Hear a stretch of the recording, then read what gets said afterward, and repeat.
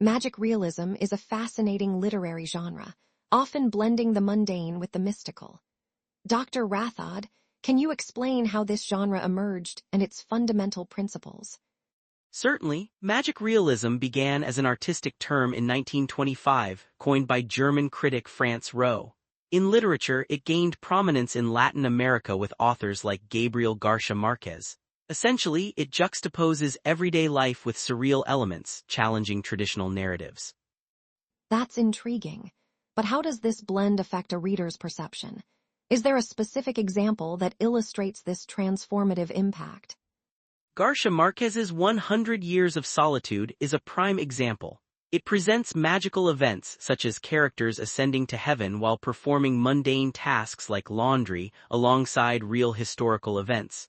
This mix forces readers to reassess their understanding of reality. Some argue that magic realism blurs lines between fiction and reality, potentially confusing readers. How do writers balance this ambiguity with narrative clarity? Writers like Salman Rushdie use magic realism to weave personal and political narratives seamlessly. In Midnight's Children, he aligns India's independence with the protagonist's life, making the surreal elements a vehicle for deeper historical insights. Post-colonial writers have also embraced magic realism. How does this genre help them explore and critique historical narratives? Magic realism allows post-colonial authors to challenge Eurocentric narratives by interweaving myths and historical events. Toni Morrison's Beloved uses this to depict the trauma of slavery, presenting a haunting narrative that transcends conventional storytelling.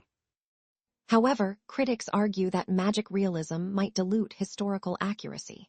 How do authors ensure their magical narratives still convey strong messages? Morrison, for instance, uses ghostly elements to amplify the emotional truths of her characters' experiences. While the narrative is infused with fantastical elements, it remains rooted in the harsh realities of African American history, offering a potent counter-narrative.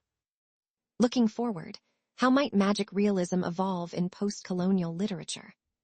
I believe it will continue to evolve, providing a lens through which writers can explore identity, memory, and cultural heritage, particularly in societies grappling with the legacies of colonialism. Haruki Murakami is a contemporary master of magic realism. Dr. Rathod, how does his approach differ from traditional uses of the genre?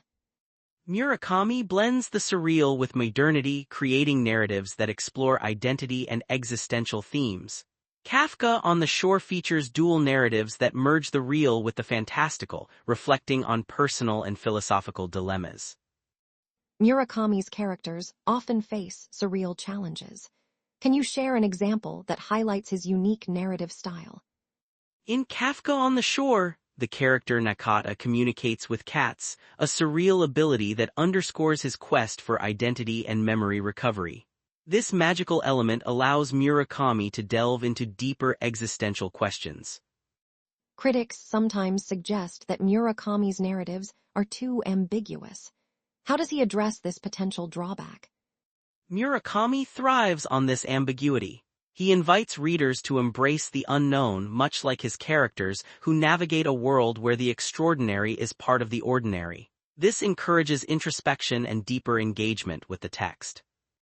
As we explore the global impact of magic realism, what future trends do you foresee in this genre?